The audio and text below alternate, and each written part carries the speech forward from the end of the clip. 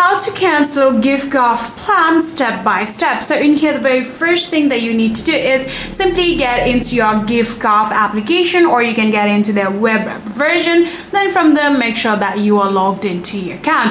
So after making sure that you are logged into your account, now what you're gonna do is simply tap on the account icon that you'll be able to see right here.